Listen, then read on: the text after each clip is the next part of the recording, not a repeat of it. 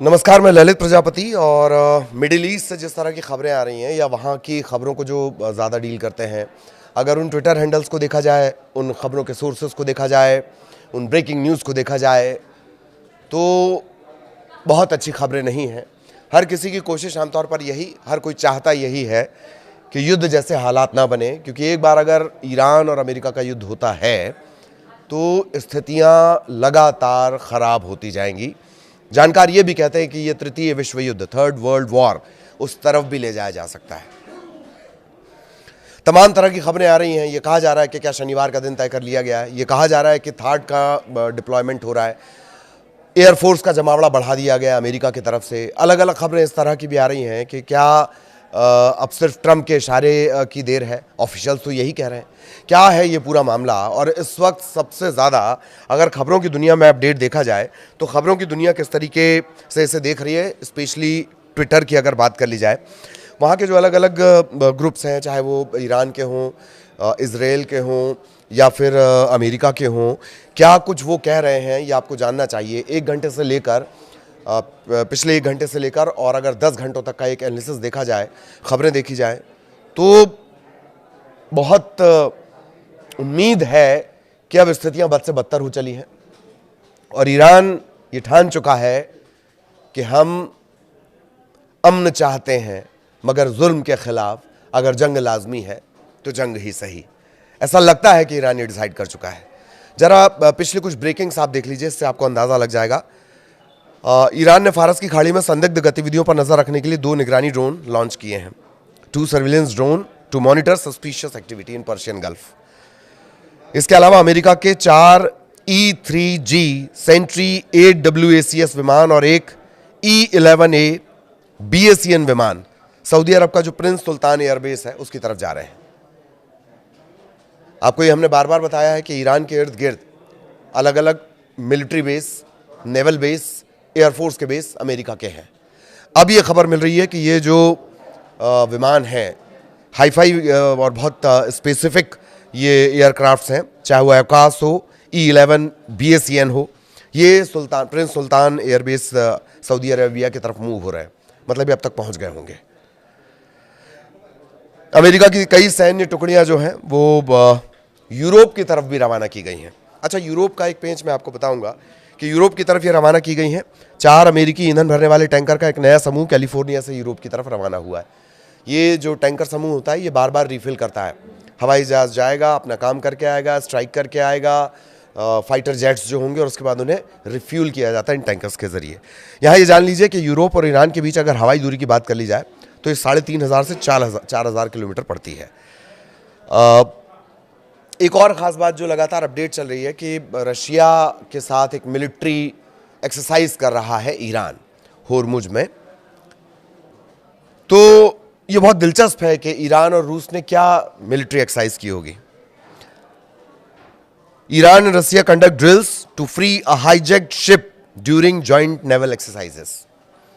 अगवा जहाज को कैसे छुड़ाया जाएगा, इसकी नेवल एक्सरसाइज की गई है।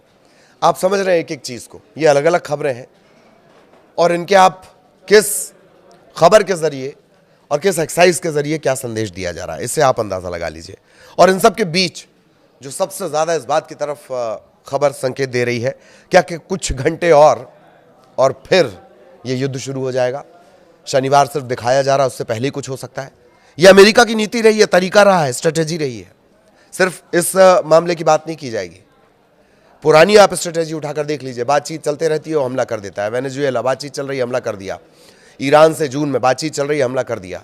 इजराइल, अगर अमेरिका हमला नहीं कर पाता है तो ये छद्म हमले की जिम्मेदारी इजराइल पे होती है। उसका भी तरीका यही, बिना किसी तरह की जानकारी के धड़ाम। अब मैं जो आपको बताने जा रहा हूं, पोलैंड के प्रधानमंत्री डोनाल्ड टस्क ने ईरान में मौजूद पोलिश नागरिकों से तुरंत देश छोड़ने का आह्वान किया। उन्होंने कहा कुछ ही घंटों बाद ईरान से पोलिश नागरिकों को निकालने की कोई संभावना नहीं रह सकती है। यह मैं आपको हिंदी में बता रहा हूं, अंग्रेजी में सुनिए। इन few hours there may be no more possibility to evacuate Poles from Iran।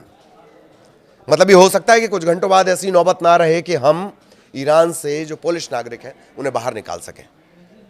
ये पोलैंड के प्रधानमंत्री हैं डोनाल्ड टस्क, उनके हवाले से ये ब्रेकिंग न्यूज चल रही है। इसके अंदाजे आप समझ रहे हैं कि कुछ घंटों बाद हो सकता है कि हम पोलिश नागरिकों को वहां से ना निकाल सकें। क्या है वो ये कहना चाह रहे हैं, इसके क्या मानी निकाले जाएंगे। उन्होंने तत्काल अपने जो पोलिश नागरिक हैं उन्हें कहा है कि तत्काल उन्हें ईरान छोड़ना होगा।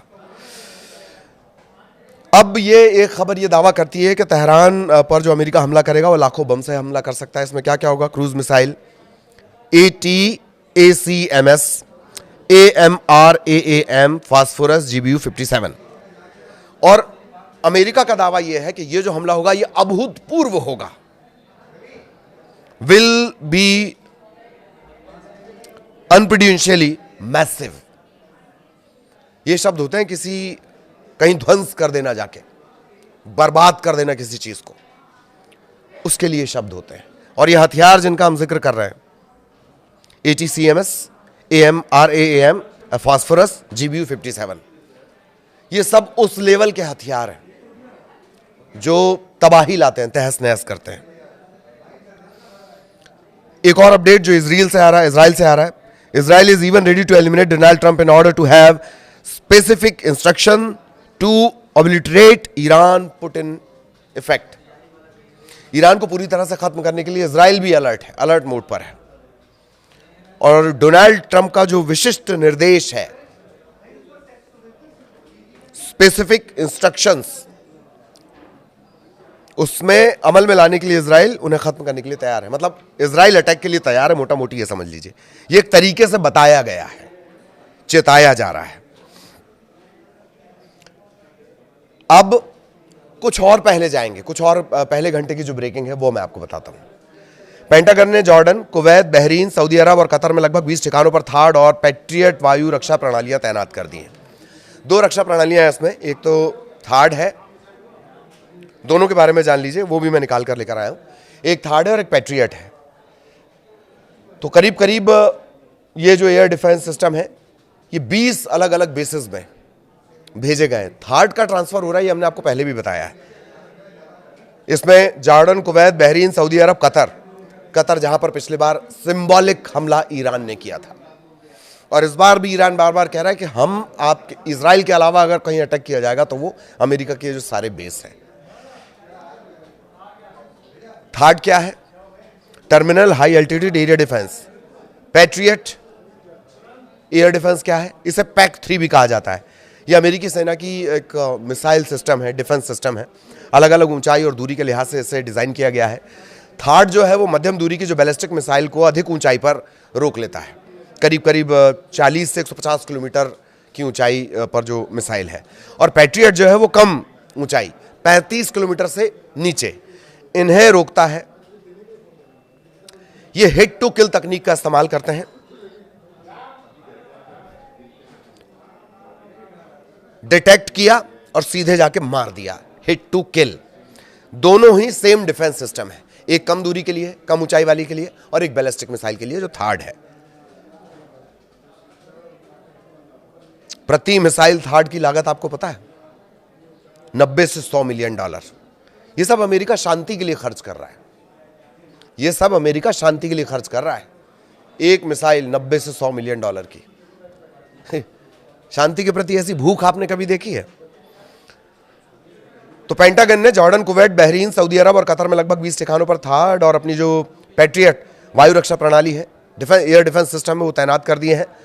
और जो राष्ट्रीय सुरक्षा अधिकारी हैं, जो टॉप लेवल के कमांडर हैं, top national security officials have told president Trump the military is ready for potential strike on Iran as soon as Saturday. CBS news है, ये दावा कर रही है। सीबीएस न्यूज क्या दावा कर रही है कि शनिवार तक जो टॉप सिक्योरिटी से जुड़े हुए टॉप ऑफिशियल्स हैं, नेशनल सिक्योरिटी से जुड़े हुए, उन्होंने कह दिया कि हम पूरी तरह तैयार हैं, शनिवार को अपन हमला कर सकते हैं। ये भ्रम भी पैदा कर सकता है। क्या पोलैंड के जो प्रधानमंत्री वो क्या कह रहे हैं? कुछ घंटों बाद हालात ऐसे हो जाएंगे, हम नहीं निकाल सकते फिर। और सीबीएस न्यूज क्या कहता है? सीबीएस न्यूज कह रहा है कि जो राष्ट्रीय सुरक्षा से जुड़े अधिकारी हैं वो डोनाल्ड ट्रंप को कह रहे हैं कि आप बताओ मिस्टर प्रेसिडेंट, हम तो शनिवार तक अटैक कर देंगे। क्या वाकई शनिवार तक? इधर इजराइल ने आक्रामक और रक्षात्मक दोनों तरह के अभियान के लिए अपनी सेना को तैयार, सेना का जो अलर्ट लेवल है वो बढ़ा दिया है। CNN के हवाले से खबर आई है।